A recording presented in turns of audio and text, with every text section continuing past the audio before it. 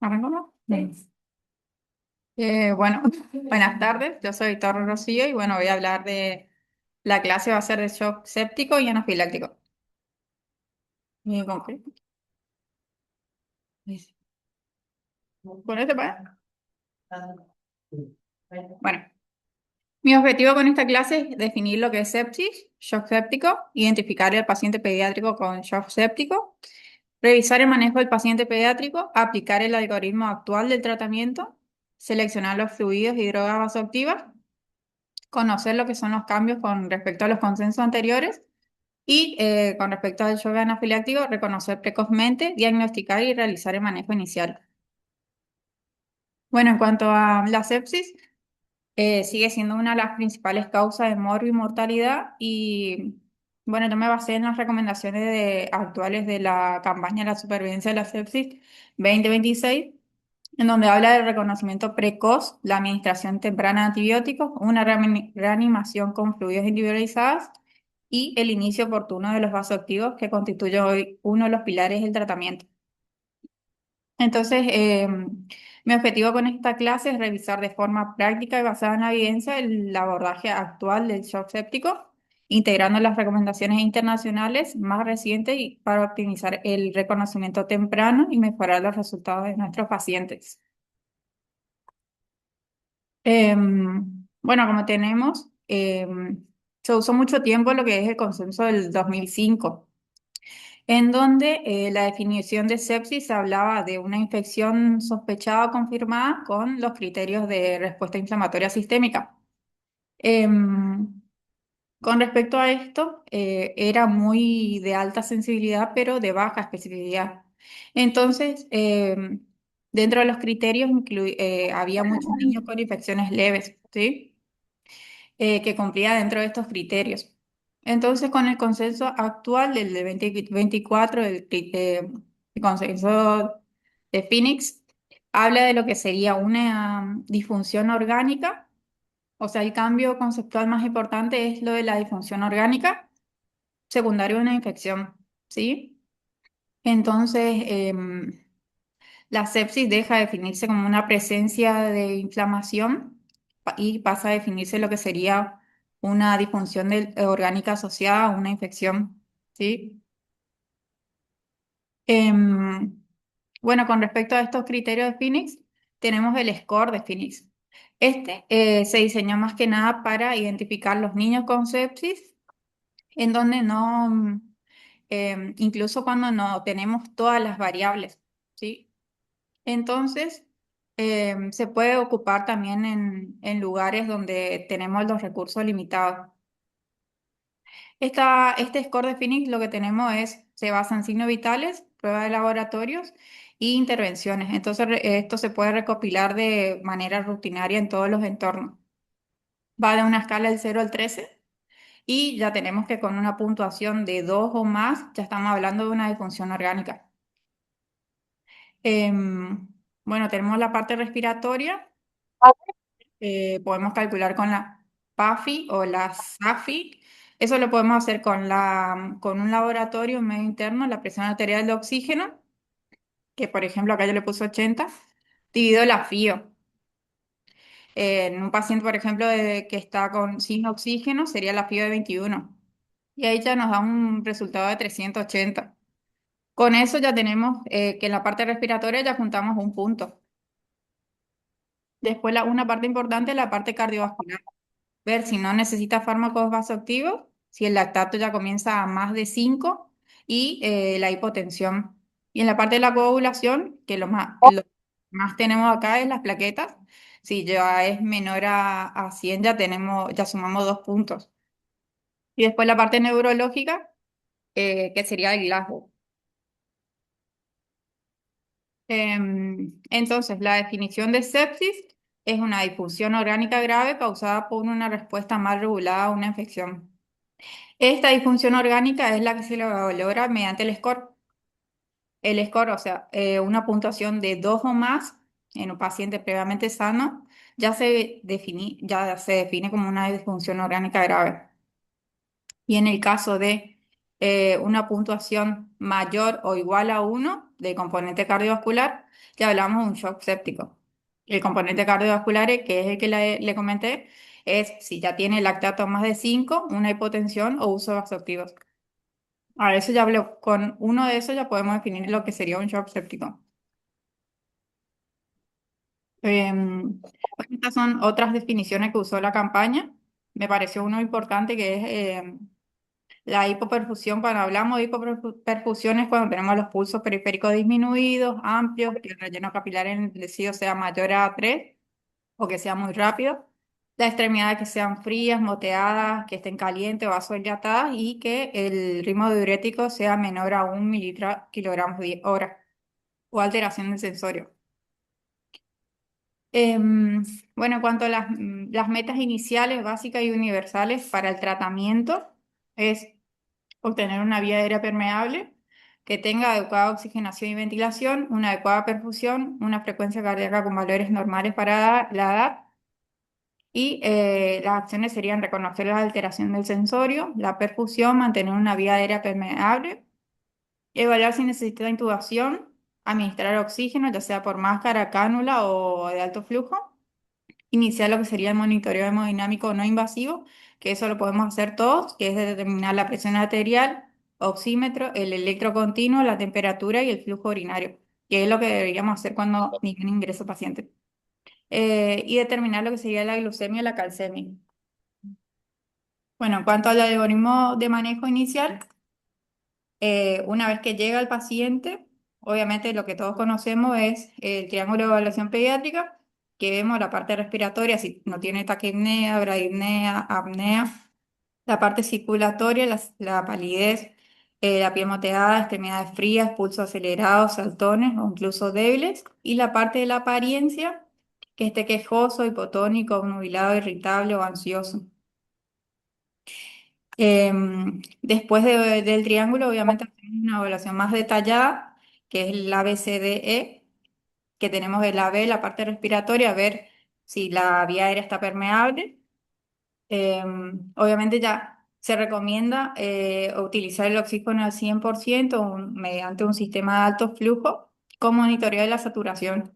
Y una vez que el paciente esté estabilizado, lo que se recomienda es que esté la saturación del paciente entre 94 a 98 para evitar lo que son los efectos adversos asociados a lo que es una hiperoxia mantenida.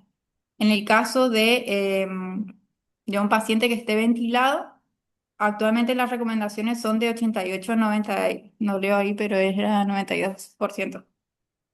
Em, Luego, obviamente, ver los signos de dificultad respiratoria, la ocultación patológica, ver si se oculta algo pulmonar. La parte circulatoria, ver si está taquicárdico, la presión si está normal, si está baja, si la piel está pálida, fría, los pulsos, el relleno. Idealmente ya se tendría que hacer una canalización, una vía periférica, idealmente dos. Y en el caso que supere los 5 minutos de intento de hacer la vía periférica, ya empezamos a ver la posibilidad de hacer una intraósea. Bueno, a nivel de conciencia, el estado mental, ver las pupilas, tomar una glucemia, tratar la hipoglucemia y otras manifestaciones que serían el exantema, las petequias. Bueno, en cuanto a la resucitación hemodinámica, que esto se tendría que empezar a ver ya dentro de los 15 minutos, tenemos que ver si estamos en un lugar donde tenemos acceso a terapia o no, ¿sí? En la parte de cuando si estamos en un lugar donde tiene la terapia, se puede empezar a administrar los cristaloides, los fluidos de 10 a 20 mililitros kilo, hasta un máximo de 40 a 60. En el caso que estemos en otro lugar donde no tengamos acceso a UCIP y el paciente esté hipotenso, se inicia también de 10 a 20, pero con un máximo de 40 mililitros kilo. Y en el caso, lo que se recomienda ahora es que si el paciente no está hipotenso, no se recomienda los bolos rutinarios y solamente sugiere iniciar la sueroterapia de mantenimiento. Es muy importante que durante cada Durante la reanimación y durante cada colocación de bolo, siempre tenemos que evaluar lo que sería la frecuencia cardíaca, la TA, el relleno capilar, los pulsos, el estado mental y la diuresis. Y también Así. hay que ver los signos de sobrecarga hídrica, o sea, los crepitantes, el ritmo de galope, o en el caso que el paciente llegue a tener algún signo de sobrecarga, se sugiere suspender o hay que reducir la administración. ¿Has visto, Nicolás? En cuanto a los fluidos, actualmente la No. primera elección sería Hola. los Vale. balanceados, que sería el rinse lactato. Y después la otra alternativa sería la solución fisiológica. También se habla de lo que sería en el caso de un niño con cardiopatía compleja, insuficiencia cardíaca compleja o riesgo de miocardiopatía, los desnutridos con antecedentes de miocarditis, pacientes oncológicos que reciben o recibieron antraciclino, iniciar fluido de 5 a 10 mililitros kilo y no en menos de 20 minutos. Bueno, también obviamente los exámenes complementarios. Tenemos, claro, obviamente, hemograma, PCR, interno, coágulo, glucemia, ionograma, urea, crea, función hepática. Y obviamente la parte de imágenes es cuando el paciente esté más estable. Hoy en día lo que se recomienda, una recomendación muy fuerte, es medir el rinse y el lactato para la evaluación inicial. Y en cuanto a los hemocultivos, es importante obtener los hemocultivos, pero siempre y cuando que esto no retrase el antibiótico. Bueno, en cuanto a los antibióticos, la administración del antibiótico antes de la primera hora mejor sería la evolución y reduce la mortalidad del shock séptico. En caso de que tengamos una sepsis sin shock, se puede, o sea, idealmente sería dentro de las primeras horas para colocar el antibiótico. Hay que revaluar diariamente el esquema para escalar según cultivo y evolución y el control del foco infeccioso, si tiene drenaje, cirugía o algún retiro de catéter. Este es este cuadro del tratamiento antibiótico empírico es del libro azul ¿cómo es? De infectología del 2022. Y este sería un patógeno aislado. Bueno, en cuanto a los vasoactivos, antes o después de los 40 mililitros kilo. En caso que el shock no revierta dentro de los 40 a 60 mililitros kilo de cristaloides o que haya algún signo de sobrecarga, se debe iniciar los vasoactivos, ¿sí? Ver si es necesario la intubación y considerar lo que es la ketamina como sedante, ver ya la la vía central y las correcciones metabólicas.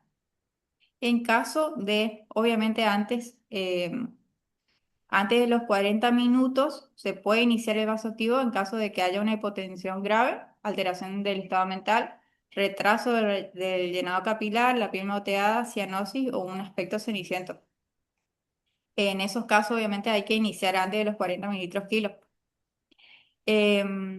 En cuanto a los vasoactivos de elección, serían la adrenalina y la noradrenalina. Ambas se inician así, a 0,5 gamas kilo minuto.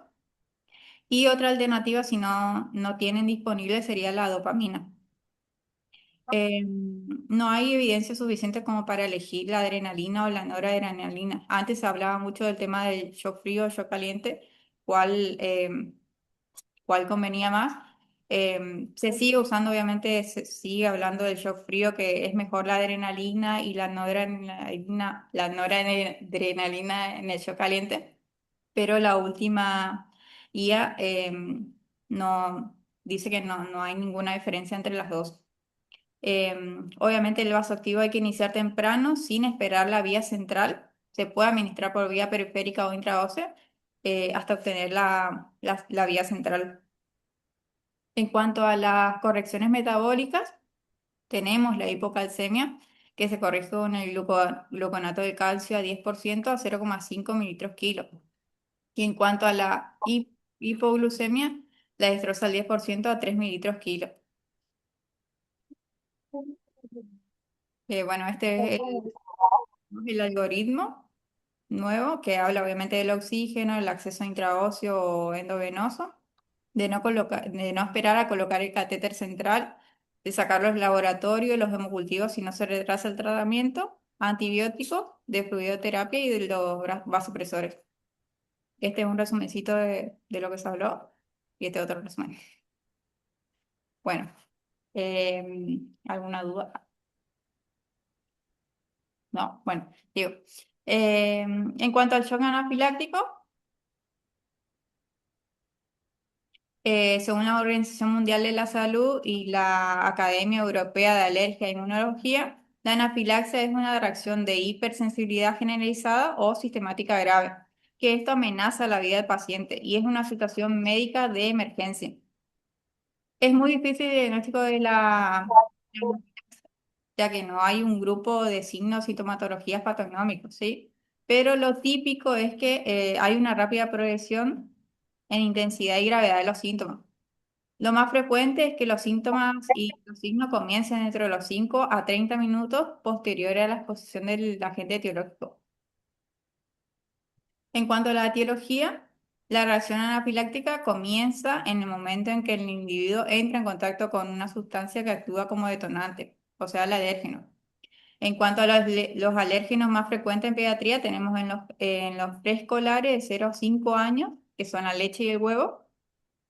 En los escolares 6 a 12 años disminuye lo que sería la leche y el huevo y comienzan lo que serían los frutos secos. Después tenemos el maní que está dentro de todos los grupos etarios. Y después en los adolescentes mayores de 13 años ya se asemeja a lo que sería el adulto. Aumentan los casos de insectos, que son las avispas y las abejas. Y también los fármacos, los antibióticos y los antiinflamatorios. Y en menor porcentaje tenemos los pescados, mariscos, legumbres, frutas y cereales.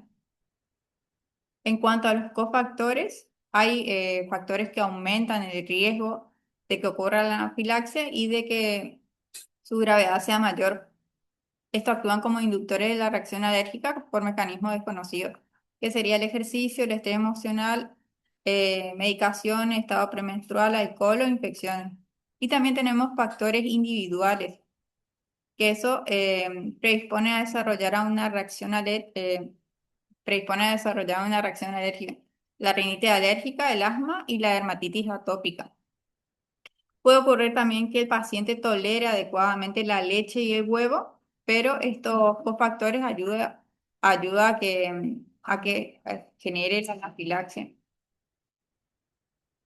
Bueno, la anafilaxia se divide en inmunológica, idiopática y no inmunológica. La más estudiada es la mediada por IgE. Se produce principalmente por la activación de los mastocitos, generalmente a través de las vías mediadas por IgE, que conducen a la liberación de los mediadores como tripasa y la histamina. En cuanto al cuadro clínico, el choque anafiláctico se caracteriza por el colapso vascular de tipo distributivo. La respuesta inicial es el aumento del lecho vascular con un secuestro intravascular y disminución del retorno venoso. Entonces, la hipotensión es la característica más dramática de la anafilaxia, que abarca varios órganos y sistemas. Es de afectación multisistémica, hasta el 90%. Tenemos piel y mucosa, que sería la urticaria, angioedema, prurito, eritema, rubor, edemas en labios. Por ciento la parte respiratoria, que presenta disnea, sibilancia, opresión torácica, tos, estridor. Y después tenemos la parte digestiva, del 45 al 50%, náuseas, vómitos, dolor abdominal, diarrea. Y muy, muy raro la parte cardiovascular, que sería mareo, hipotensión, síncope. Obviamente el compromiso respiratorio y cardiovascular es lo que determina la gravedad también del paciente. En cuanto al diagnóstico, el diagnóstico de la anafilaxia es clínico, ¿sí? Y no se apoya de ninguna prueba complementaria. Existe un criterio diagnóstico que es que es del 2005, que es muy probable si cumple uno de estos criterios. Pero no hay ningún criterio clínico o ninguna prueba diagnóstica que posea una alta sensibilidad y especificidad al 100%, ni siquiera con los criterios diagnósticos de la anafilaxia. Entonces, estos criterios son útiles, pero no reemplazan el juicio clínico. Bueno, en cuanto a la evaluación inicial, obviamente siempre primero el triángulo de evaluación, Hay que eliminar el desencadenante, retirar o suspender los alérgenos. En el caso de alguna medicación, suspender la infusión, ver el estado de conciencia, ver la vía aérea, valorar la obstrucción, colocar máscara de oxígeno o cánula. Si es necesario la intubación y obviamente como medida muy excepcional lo que sería la tráquea, y es que llega a tener edema. La parte cardiovascular, tomar la TEA, frecuencia cardíaca, se recomienda lo que sería la posición supina con miembros inferiores elevados. Esto favorece el aumento del retorno venoso. Y el interrogatorio, episodios previos, alimentos, medicamentos, inmunoterapia, picaduras, exposición al frío o ejercicio. El tratamiento de primera línea es la adrenalina. La vía de administración sería intramuscular en la cara anterolateral del muslo. No se administra en la nalga, no es vía subcutánea y la intramuscular es la más rápida y la más efectiva. La dosis sería de 0,01 mililitro kilo, máximo 0,5 mililitros y esto se puede repetir cada 5 o 15 minutos. Em, Actúa en diferentes niveles, vasoconstricción e inotropismo positivo. Esto produce un aumento del gasto cardíaco, aumento de la TA, disminución del edema mucoso. Actúa también como un broncodilatador, disminuye lo que serían las resistencias de las vías aéreas y como presión de los mediadores y disminuye la presión de los mediadores y la histamina, o sea, frena la progresión de la reacción alérgica. Los efectos adversos hay transitorios que sería ansiedad, miedo, inquietud, mareo, cefalea, y los raros como arritmias ventriculares, edema pulmonar, hipertensión. Em, bueno, ante la sospecha de un shock anafiláctico, es la adrenalina intramuscular sin demora. Hay medidas complementarias que incluyen lo que sería el oxígeno, el líquido, los broncodilatadores, si tiene broncoespasmo. Tenemos también los antihistamínicos y los corticoides, que esto alivian los síntomas, pero que no revierte la anafilaxia. O sea, no hay que retrasar la administración de la adrenalina. Ahí están las dosis. Y bueno, en cuanto al tiempo de observación recomendado, se recomienda que se puede dar de alta tras 2 horas desde el control de los síntomas si tiene buena respuesta y se usó solamente una dosis de la adrenalina. Mínimo de 6 horas en el caso de que se haya usado 2 dosis de adrenalina y mínimo de 12 horas en el caso de que haya sido una anafilaxia grave, que precise más de 2 dosis de adrenalina, que sean pacientes con asma grave o que esté el alérgeno todavía en absorción, como por ejemplo una medicación de liberación prolongada. Bueno, este es un algoritmo, un resumencito, este otro, esto. Ay, ¿dudas? ¿Hay dudas? Bueno, chao, adiós.